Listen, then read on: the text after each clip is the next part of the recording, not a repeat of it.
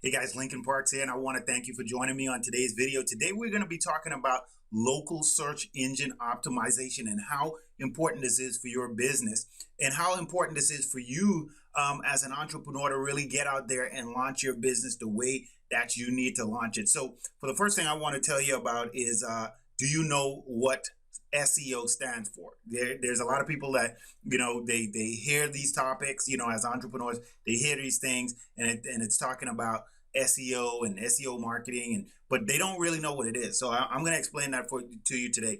SEO stands for search engine optimization. Now, what that means, there's a couple different factors that go into search engine optimization, and some of the factors are on-page SEO, off-page SEO. Now, let me break this down for you. On-page SEO is your website. So your website and the elements that are on your website, like your images, and some of the coding that goes into it. I know if you're not really a technical person, you might not understand that, but these are some of the things that you're going to need to be able to express to your developer or express to your web designer exactly what you want done and how you want this done for your business. So we're going to jump right into our local SEO, get started with this. And off-page SEO is any of the factors that are not on your website. So some of the factors that are not on your website, like other websites that are linking back to your website, you can call that off-page SEO. So I wanted to just share that quick tip with you right now, and then let's jump on in here so we could get started with it. Now, the first thing I don't want you to do is to be a local search weakling, because as you know, if you go to the gym and you continue to work out, you're not just going to work out one time and then expect to lose 30-40 pounds. That's just not going to happen. So what you have to do for your website is you need to work out for your website. Your website needs to work out. So that means this needs to be a consistent effort over time. You start off in one particular area, which I recommend, which is local. You start off with with your local directories, and start off with some of the directories which they call citations. That's going to help your business grow locally in the local market. And then after that, you implement search engine optimization strategies to continue to help your business grow. And there's a ton of things that you can do. You can do video, you can do article marketing, you can do blogging, there's guest blogging. There's so many things that you can do for search engine optimization that's going to help your business with on-site SEO, and also making some of the changes. There's a lot of errors that go on your website that you might not be aware of, and where an agency comes in, like Web Mobile Fusion is, we monitor that for you so that we can jump on that as soon as possible, as soon as we see something happening. So we don't want you to be a local search weakling. We want you to continue to work out in your business. Now, what I'm showing you here is I'm showing you a survey, and this survey was taken by over 5,000 consumers, and these are consumers that are online all the time, and they're searching, and when they look at reviews, it says, how many times have you used the internet to find local business in the last 12 months?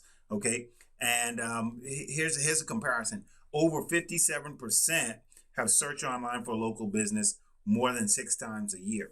Okay, 39% have searched for online local businesses at least 1 time per year, and 15% have searched for online local businesses almost every day. So what that's telling me is that people are beginning to search for your business, especially if your business is in local marketing. This is for a brick and mortar store.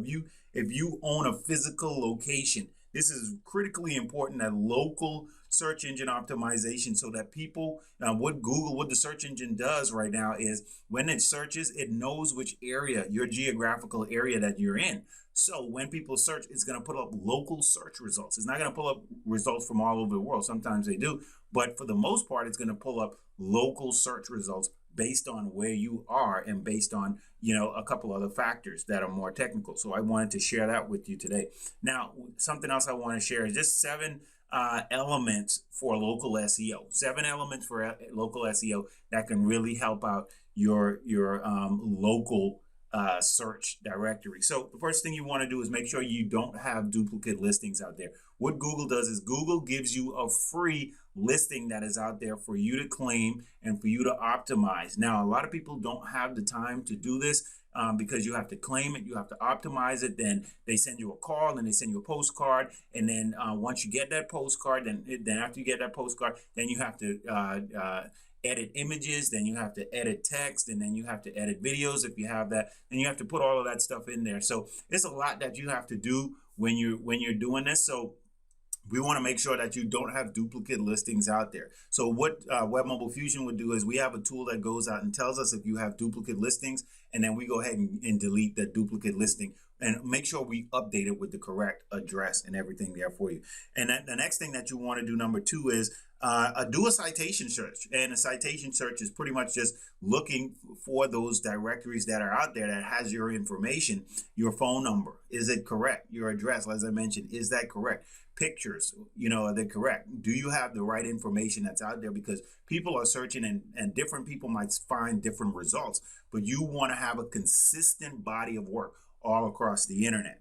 Okay, number 3 is make sure you have your city and state on your page content. So all of your page content, you want to make sure you have your city and state on there so that you can optimize your pages with your city and state, especially for local search. Okay, and also number 4 is include an embedded Google map on your website. Now, what you want to do is have this map on your website, but you don't want this map to overtake your entire website. You want to have a nice style themed map that clicks. When people click, it goes back to your Google Plus page. So that's called link reciprocation. And then with that, now that also helps to boost your rankings on the search engines. Number 5 is make sure you have your images optimized. So by having your images optimized, there's something called an alt tag, ALT tag.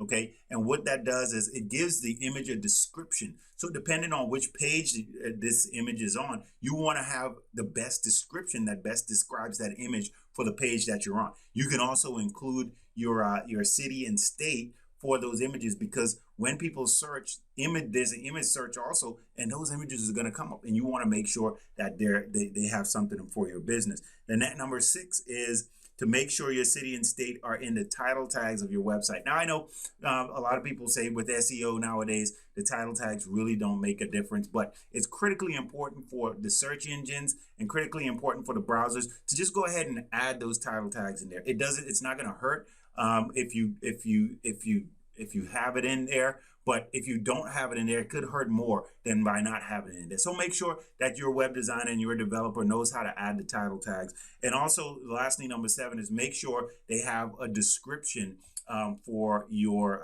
website. So you can have a descriptive search whenever someone searches for your website, and it pulls back keywords that are inside of your meta description. Now, we know that there's a lot of ranking features now, and meta descriptions have gone away pretty much. They're not including that in the algorithms for pushing your website up, but it's never too bad to have that on your website. So you want to make sure you have that.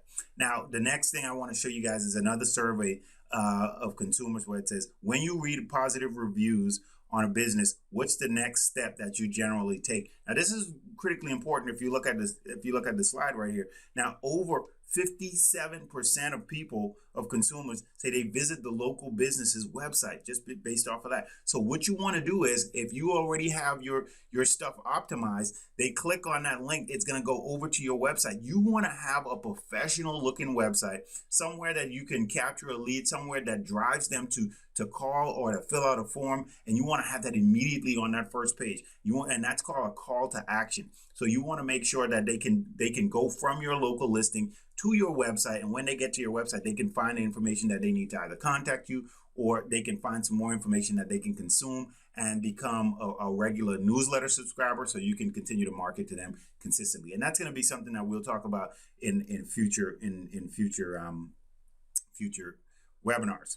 Okay, now the next thing I wanted to show you guys is reputation management, which is very important. So let's talk about the reputation management workout. So we want to continue to work out for our website and continue to make our website less bloated. Okay, now what I mean by when your website is bloated, you see the guy here in this picture, he's kind of bloated. The reason why is because he has too much stuff on his website. We want to make sure we strip it down so that your website loads fast. That's a big factor in ranking, because if people are coming to your website and it's loading slow, they're not going to put your website up to the top. So you want to make sure that your website is lightning fast, it's hosted in the right area, and then the code on the back back end that your developer or designer is going to work with you on is really quick, okay? And it's built on a platform that you can allow it to build. So the first thing you want to do that's going to help you out is set up your name for reviews, because people are out there reviewing your business. They're leaving reviews, and you might not know. So what you want to do is set up a Google alert.